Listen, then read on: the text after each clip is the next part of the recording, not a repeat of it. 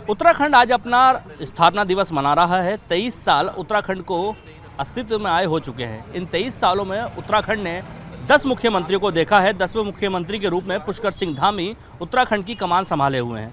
इन 23 सालों में उत्तराखंड को क्या मिला और जिस सपने के उत्तराखंड को देखा था राज्य आंदोलनकारियों ने, क्या वो सपना पूरा हो पाया? हमारे साथ बात करने के लिए तमाम राज्य आंदोलनकारी हैं। जानेंगे इनसे कि 23 साल उत्तराखंड को बने हुए हो चुके हैं।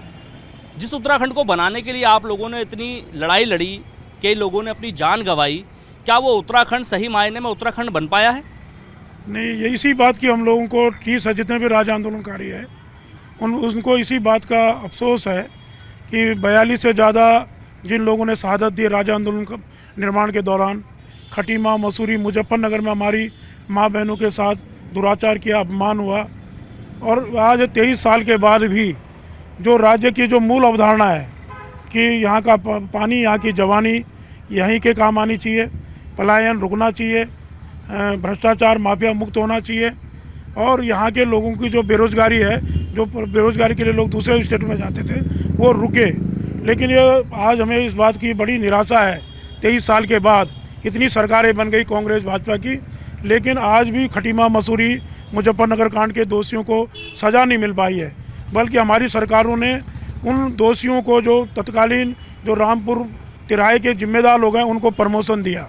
आज भी जो तमाम मुकदमे हैं वहाँ पर उनकी सही ढंग से पैरवी नहीं हो रही, जो सीबीआई की कोर्ट में है। और आज भी ये बड़ा दुर्भाग्य, उत्तराखंड पूरे देश के अंदर एक ऐसा पहला राज्य है जिसकी अपनी कोई सड़क नहीं है। आज भी हमको 23 साल के बाद उत्तराखंड के लोगों को गढ़वाल से कुमाऊं, कुमाऊं से गढ़वाल हाई कोर्ट आने के लिए और या जो अस्थायी राजधानी देहरादून है वहाँ जाने के लिए आज भी उत्तर प्रदेश के सड़क मार्ग के होकर जाना पड़ता है। जो हमारी अपनी सड़क है, जो उत्तराखंड की सीमा अंतर्गत है और जो ब्रिटिश कालीन सड़क है, जिसको कंडी रोड कहते हैं, जिसका एक लंबा इतिहास है, जिसपे पहले आवागमन होता था, आज वो पूरी तरह बंद है। पर्यटकों के लिए खुली है, लेकिन उत्तराखंड के निवासियों के लिए, यहाँ के स्थानीय लोगों के लिए, किसानों के लिए वो सड़क पूरी तरह बंद कर दी गई है। तो ये हम कहना चाहते हैं कि जो उत्तराखंड के जो अवधारणा थी वो आज भी पूरी नहीं हो पाई है। और इसके लिए समस्त राज्य आंदोलनकारी जितने भी हैं पूरे प्रदेश के अंदर 9 नवंबर को स्थापना दिवस के रूप में, इसी संकल्प दिवस के रूप में हम लोग मनाते हैं कि जो हम शहीदों की जो शहादत है हम उसको व्यर्थ नहीं जानेंगे और उनके जो अरमान है उनको पूरा करके रहेंगे। इसी बात के लिए हम लोग सब लोग एकत्रित भी रहते हैं। अच्छा, उत्तराखंड की सबसे बड़ी समस्या यही है कि उत्तराखंड का पानी, उत्तराखंड की जवानी उत्तराखंड के काम नहीं आती। पलायन एक बहुत बड़ा मुद्दा है। पलायन को लेकर के हमेशा से बात तो होती रही है, पलायन आयोग भी बनाया गया है, लेकिन उस पलायन आयोग का खुद ही पलायन हो गया। वो पलायन आयोग किस स्थिति में है या आज भी किसी को मालूम नहीं है। हमारे साथ एक राज्य आंदोलनकारी महिला है, उनसे जानेंगे। उत्तराखंड की सबसे बड़ी समस्या यहाँ का पलायन है। लोगों को रोज़गार, लोगों के लिए स्वास्थ्य सेवाएं आज भी ठीक से उपलब्ध नहीं है उत्तराखंड में। तो उस वक्त जो आपने लड़ाई लड़ी, वो आपने दंश झेला, वो लड़ाइयाँ आप लड़के यहाँ तक पहुँचे, क्या लगता है वो पूरा हो पाया? नहीं, बिल्कुल भी नहीं हो पाया। सबसे पहले, क्या यहाँ महिलाओं की अस्मिता सुरक्षित है? क्या अंकिता हत्याकांड का पर्दाफाश हुआ? कौन वीवीआईपी था? एक जो आप जवानी की बात करते हैं, हमारे बच्चे ऐसे नहीं कि पढ़े लिखे नहीं हैं, क्योंकि बच्चों के रोज़गार को लेके ही महिलाएं बाहर निकली थी। बच्चे पढ़े लिखे हैं, पर दुर्भाग्य ये है कि बाहर की जो कंपनियां आ रही हैं वो यहाँ के लोगों को, लोकल लोगों को कोई भी रोज़गार नहीं दे रही हैं। इसीलिए यहाँ पलायन हो रहा है। दूसरा, यहाँ माफियावाद ज़्यादा है। आप देखिएगा जगह जगह माफिया। जो बच्चा रोज़गार नहीं मिल रहा उसको क्या करेगा, ये बताइए आप, क्या करेगा? दूसरा, बाहर के लोग उत्तराखंड में हावी होते जा रहे हैं और पहाड़ जो है खाली हो रहे। कहीं वहाँ जंगली जानवरों की समस्या है, कहीं वहाँ स्वास्थ्य की समस्या है। यहीं आप रामनगर में देखिए पीपी मोड में कर रखा है। यहाँ पे मतलब बच्चे को जरा बच्चा पैदा होना होता है तो जच्चा को सीधा आपको कहीं और रेफर किया जाता है।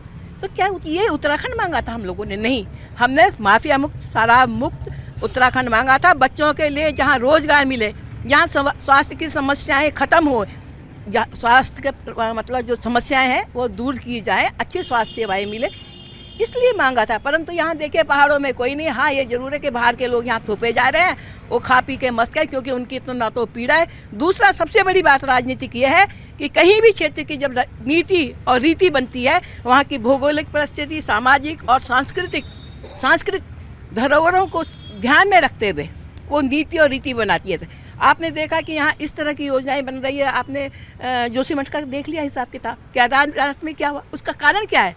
और यहाँ की जो भौगोलिक परिस्थिति है, आपने देखा कि भूकंप आ रहे, क्यों आ रहे हैं और क्यों वो उस नीति के अनुसार काम नहीं कर रहे हैं। तो ये सारी चीज़ें, बड़े बड़े बांध बन रहे हैं, आपके कुटीर उद्योग नहीं है, कुटीर उद्योग बिल्कुल ख़त्म हो गए हैं, बेचारे लोग क्या करें। हमने इसलिए उत्तराखंड राज्य नहीं लिया था और यही हमारी मतलब एक संकल्प है। हमको वो सम्मान यदि आपने देना है तो हमारे बच्चों को रोजगार दो। हमको आपने यदि किसी तरह सम्मान नहीं दे तो महिलाओं की अस्मिता को सुरक्षित करिए। ऐसा नहीं कि कितने कांड हो रहे उत्तराखंड में, अब तो ज़्यादा ही कांड हो पा रहे हैं, तो क्यों नहीं उन लोगों को कानूनी कार्रवाई उन पे की जा रही, क्यों उनको छोड़ा जा रहा है। क्या यहाँ की सुरक्षा व्यवस्था या खुफिया तंत्र या पुलिस तंत्र इतना लाचार हो गया है कि वो एक को ढूंढ नहीं पा रहा। यदि अंकिता हत्याकांड में आज भी उनके माँ बाप दर दर ठोकरें खा रहे हैं, अभी तक लोग धरना प्रदर्शन कर रहे हैं, परंतु वीवीआईपी का नाम अभी तक खुला। वो क्यों, क्या वो किसी दल से संबंधित है या इतना वो पावरफुल है, आखिर कारण क्या है, इतनी लाचार क्यों है सरकार। चलिए, उत्तराखंड के मुख्यमंत्री पुष्कर सिंह धामी लगातार युवाओं के लिए रोजगार के नए तरीके ढूंढ रहे हैं। ग्लोबल इन्वेस्टर समिट होने वाली है प्रदेश में, 1 लाख करोड़ से ज़्यादा का MOU साइन हो चुका है।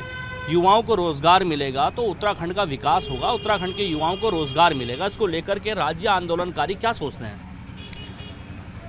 देखिए, पिछले 23 सालों से उत्तराखंड के आंदोलनकारी उत्तराखंड के भविष्य को लेकर लगातार चिंतित रहे और आज हम देख रहे हैं कि जितने भी उत्तराखंड के आंदोलनकारी हैं वो आज बूढ़े हो चुके हैं। जिन्होंने जवानी के अंदर उत्तराखंड के भविष्य के लिए, उत्तराखंड के नौजवानों के लिए सपना देखा, आज उनकी आँखें भी जो है बूढ़ी हो चुकी हैं। दूसरी तरफ इस देश के इस राज्य का दुर्भाग्य रहा कि इस राज्य के अंदर वो मुख्यमंत्री बना जिनका कभी सपना उस पार्टी का नहीं रहा या उन लोगों का स्वयं का नहीं रहा। तो आज हम देख रहे हैं कि हमारा जो मुख्यमंत्री है यहाँ से पूरे उत्तराखंड से लेकर लंदन जाता है, वहाँ से आपका तुम्हारा चेन्नई जाता है, कलकत्ता जाता है, मुंबई में जाता है और तमाम तरह की बातें करता है कि हम इस देश के अंदर रोजगार प्रदेश इसे बनाना चाहते हैं।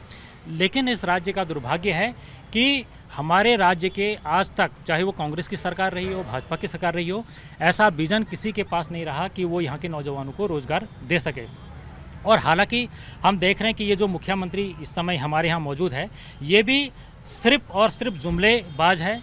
कहीं हमें ज़मीन पर कहीं भी कोई काम होता हुआ नहीं दिख रहा है, बल्कि आज हम देख रहे हैं उत्तराखंड के अंदर जो नौजवान जो पहले फौज में काम करा करते थे, उनके बच्चे वहाँ रहते थे, जो टीचर थे उनका परिवार पहाड़ों के अंदर रहता था, लेकिन आज उनके परिवार सहित वो लोग पलायन हो चुके हैं। वो भाबर में या तो रामनगर आ चुके हैं, हल्द्वानी चले गए, कोटद्वार या देहरादून बस चुके हैं, क्योंकि हम देख रहे हैं जो पहाड़ों की जो मूलभूत आवश्यकताएँ थी वो इन्होंने पूर्ति नहीं करी।